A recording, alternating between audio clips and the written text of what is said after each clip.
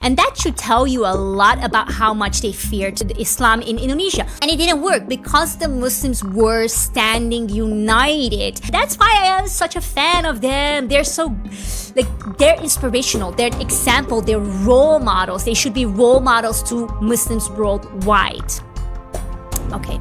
Di masa lalu, kekuatan kolonial bukan hanya menjajah wilayah dan kekayaan alam, tetapi juga mencoba menguasai keyakinan dan hati umat. Salah satu yang paling nyata adalah bagaimana Belanda berusaha melemahkan umat Islam di Indonesia. Bukan hanya secara fisik tetapi juga secara spiritual. Tapi begini balasan umat Islam di Indonesia.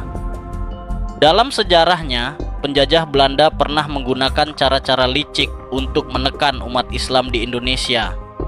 Mereka mencoba memeras umat muslim yang taat dengan mengatakan bahwa ibadah haji hanya bisa dilakukan jika mereka tunduk pada kekuasaan penjajah.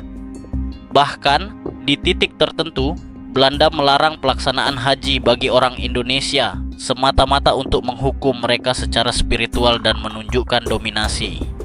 Namun yang luar biasa, umat Islam di Indonesia tidak tunduk. Mereka bersatu, tidak tergoda oleh uang atau kekuasaan yang ditawarkan penjajah.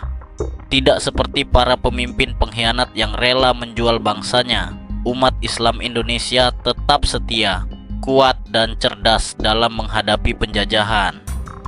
Hal ini membuat mereka layak disebut sebagai inspirasi, bukan hanya bagi rakyat Indonesia, tapi juga sebagai panutan bagi umat Islam di seluruh dunia.